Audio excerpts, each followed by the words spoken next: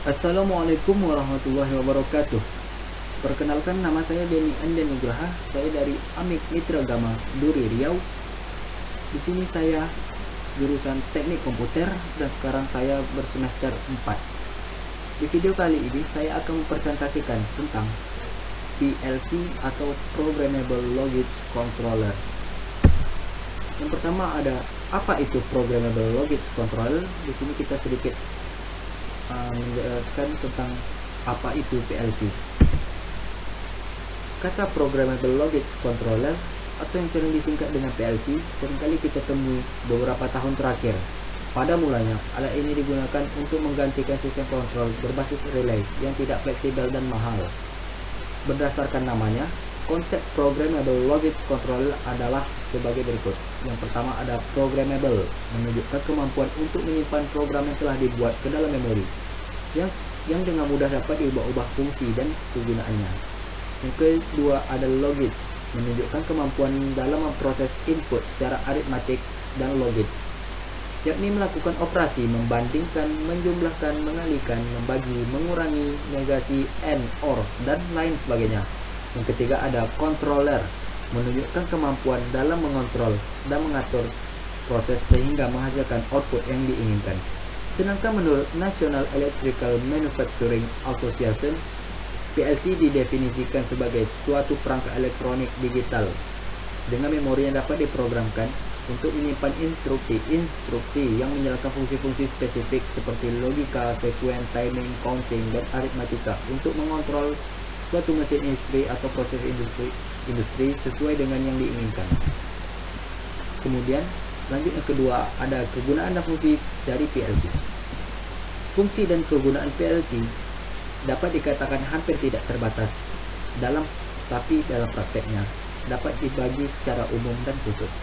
Fungsi umumnya yang pertama ada kontrol sekuensial, yang kedua ada monitoring plan. Kontrol sekuensial memproses input sinyal biner menjadi output yang digunakan untuk keperluan pemrosesan teknik secara berurutan.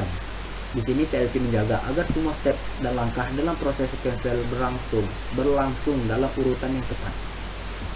Monitoring plan memonitor suatu sistem, misalnya temperatur, tekanan, tingkat ketinggian, dan mengambil tindakan yang diperlukan sehubungan dengan proses yang dikontrol. Kemudian ada fungsi khusus. Secara khusus, PLC mempunyai fungsi sebagai pemberi masukan input ke CNC atau Computerized Numerical Control untuk kepentingan pemrosesan lebih lanjut. CNC mempunyai ketelitian yang lebih tinggi dan lebih mahal harganya jika dibandingkan dengan PLC. Peranan ini biasanya dipakai untuk proses finishing, membentuk benda kerja, molding, dan sebagainya. Kemudian, komponen dari PLC.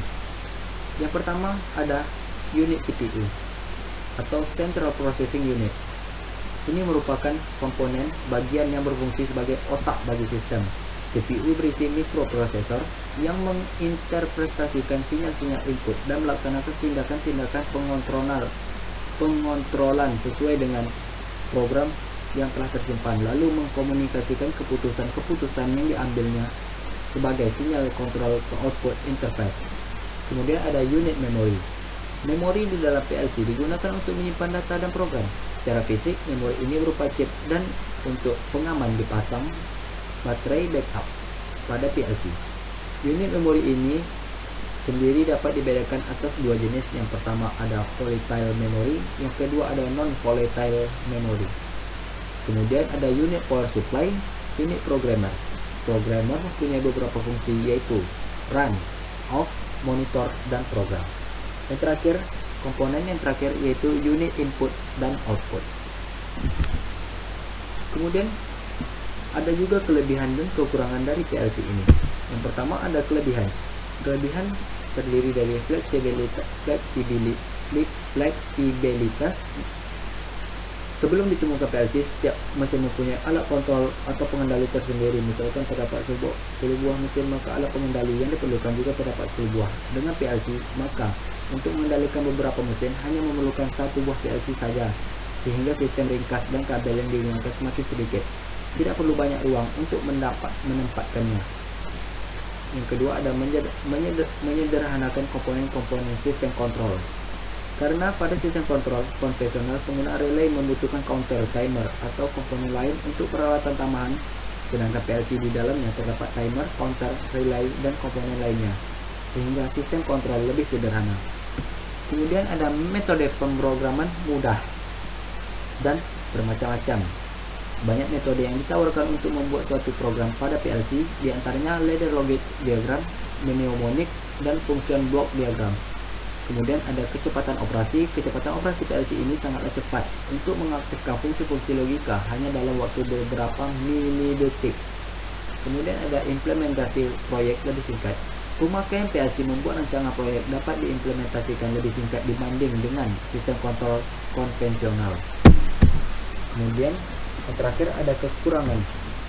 Kekurangan dari PLC ini yang pertama ada teknologi baru. Karena teknologi baru, untuk mengubah sistem konvensional dibutuhkan waktu, sehingga perlu pertimbangan untuk memakainya baik secara keseluruhan maupun ekonomi.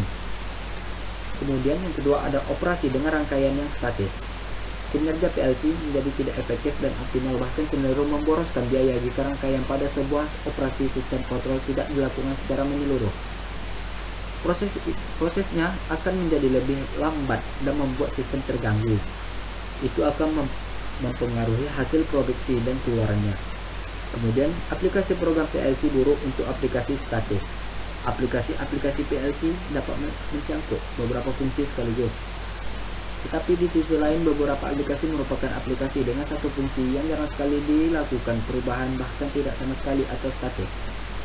Sehingga penggunaan aplikasi dengan satu fungsi tidak efektif karena menghabiskan biaya yang besar alias boros. Kemudian, keadaan lingkungan. Dengan keadaan lingkungan ini, untuk proses seperti pada lingkungan yang panas dan vibrasi yang tinggi dan terjadi terus-menerus penggunaannya, maka ini kurang cocok karena mendapat gangguan kinerja. Karena dapat mengganggu kinerja bahkan merusak PLC itu sendiri.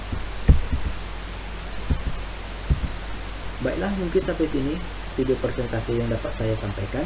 Lebih dan kurangnya mohon dimaafkan. Saya akhiri dengan Assalamualaikum warahmatullahi wabarakatuh.